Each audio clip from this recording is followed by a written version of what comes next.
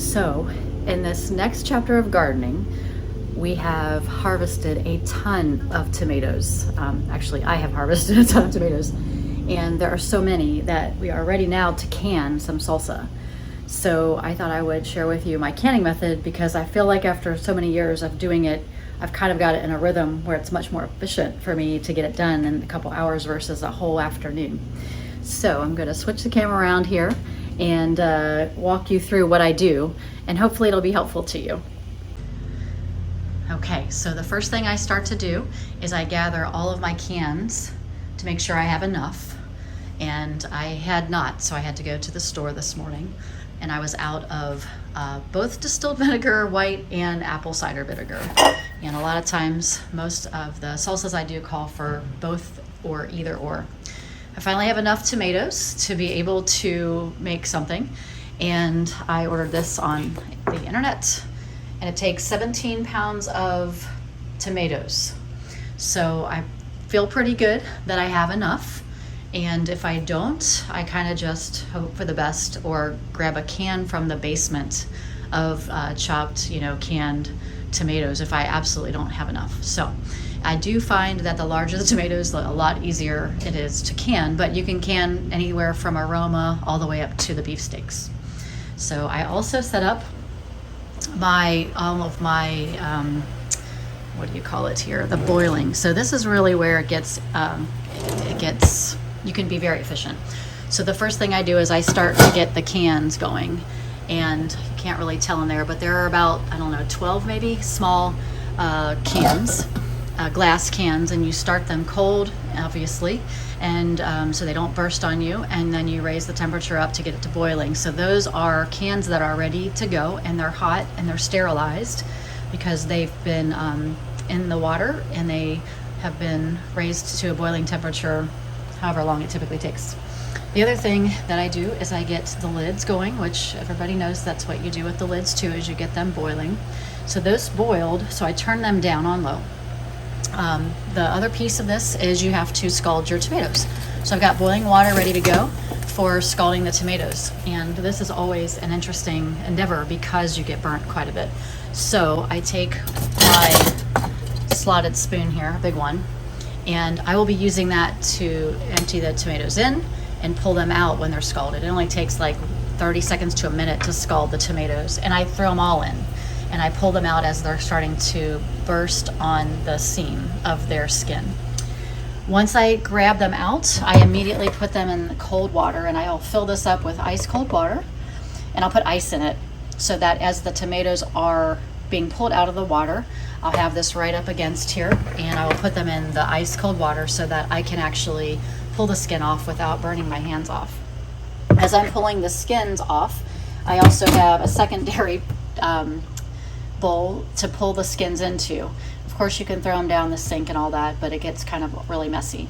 So that's how I start the process, is I start boiling getting my cans ready, my lids, and then I have the water getting ready to go for scalding the tomatoes and the ice water bath, and then I can immediately pull them out.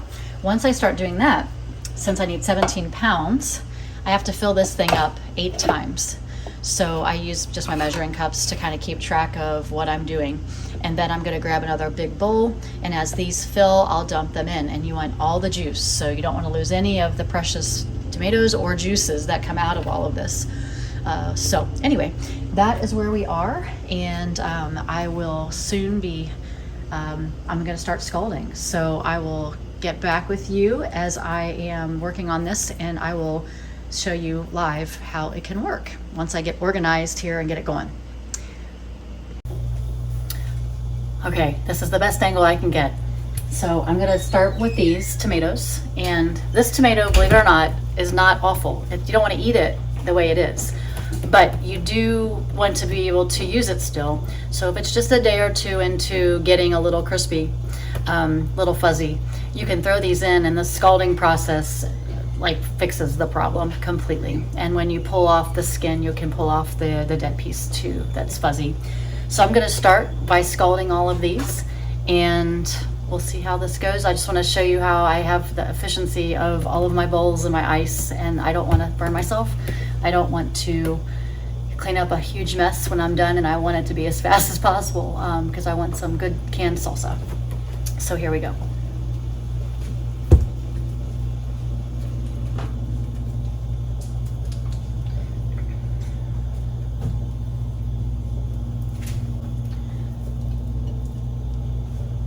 Still recording.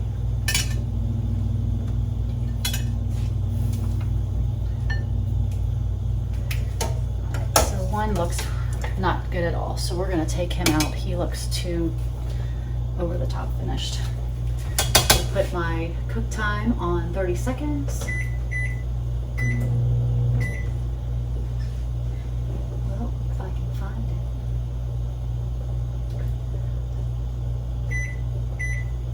Actually, 1 minute. All right, so I'm gonna get that up to taking a boil here. Gonna get that out of the way. I have my water ready. There's a tomato that's just too far past, and while that's scalding, it's really bad. There's just too much to it. It's too soft. It has too many spots on it. The one I showed you earlier just has one spot down the line. So the good news about that is that it's still reusable. And you saw I had 5 really big tomatoes that had that little line of fuzz. But I've never had a problem with it. I'm not a doctor, but I will say that I've never had a problem with it because it just scalds it off or something. I don't know. So, okay, so we can tell these are ready to go, and I'll show you that in a second. But I don't want water everywhere. I don't want things going everywhere. So the best way to see this is up close. So you can see how this has already come off, and it's starting to scald. So I have to move quickly here, get these out. They've all been scalded. And what's gonna happen next is my water's gonna overflow. So what I'm gonna do here is put that there.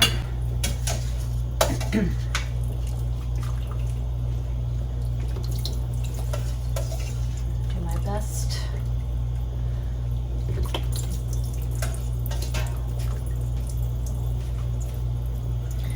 All right, and that's gonna catch up and start to boil again in a moment. And then I'm gonna start taking these off. So once you start to scald the tomatoes, it will split, and that's where you can really see that it's ready to go and pull out of the water. So I'm gonna show you this up close. And the best way to do this is it usually will peel right off and works out really nice. However, sometimes you have ones that don't split. And so the best way to get it to split is just do a slight little cut, and it should peel right off. So you can see all of the bad stuff. I'm gonna rinse it. I'm gonna take all of this skin off, and it doesn't burn my hand. And so that looks pretty good. As long as the white all came off, I'm gonna start filling these. They're gonna be decored also. So they will go, actually I forgot about that. I do have to core them. So let's find forgive me, it's been like a minute since I've done this. It's been a year, so. I get the core out of the center, and then I do the rest here, taking the skin off. If I see that the white did not come off really well, then I discard the tomato because I don't want to risk anybody getting sick.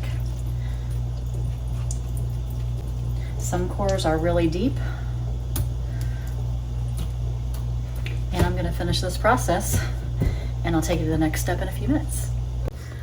Okay, so next step, while we're in the process of boiling, scalding, taking the skin off, putting it in a bowl.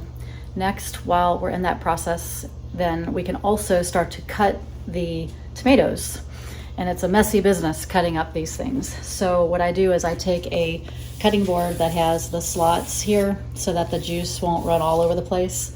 And I will start cutting these up, measuring them, Remember, I need 8.5 of these, and putting them in this very large bowl because this is where we're going to boil the mixture for the salsa.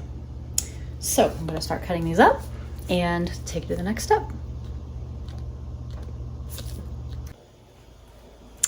Okay, so I chopped up all of the tomatoes, and just so that you can see, it's not too messy, not too bad. And then I have about 29, 30 cups of tomatoes, and I've got those on the stove. And according to this package, which is what I bought to make salsa with, it calls for that many cups of tomatoes. There's my tomatoes, and I mixed it with vinegar according to the package instructions, and I added the salsa mix. So this will come to a boil. It'll process for like 10 minutes after it's boiling. Then we will get into canning, and that's the next steps. So while this is going, I'm going to clean up this mess. Not too bad, I don't think, for an hour and a half of chopping, canning, splitting, scalding, and all that good stuff. So more to come. All right, now we're into our next step. So the salsa has been boiling for about 10 minutes to process that. My glass jars are ready to go. They have been boiling as well for a little while, so they're fully sterilized. You really don't have to boil them forever. I usually get them started when I start everything, and I keep an eye on the water level so the water doesn't boil down beneath them. I lifted them out so that I could start to empty the water out, and I will fill it with the salsa. And I like to keep the water in it while I'm doing this work until I need to empty the water, because it keeps the jars scalding hot, so that there's no issues with it breaking. And then in the back there, you see I have all of my lids. So the next step is to fill these jars. All right, all of the cans are filled with salsa, and we still have quite a bit of salsa left. So we're gonna process these for approximately 50 minutes. And we're gonna drop that into the water. Grab these two sides and just be careful not to get your hands scalded.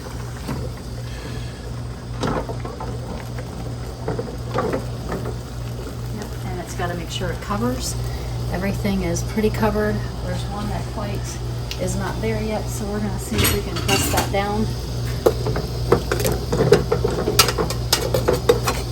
And that'll be an hour.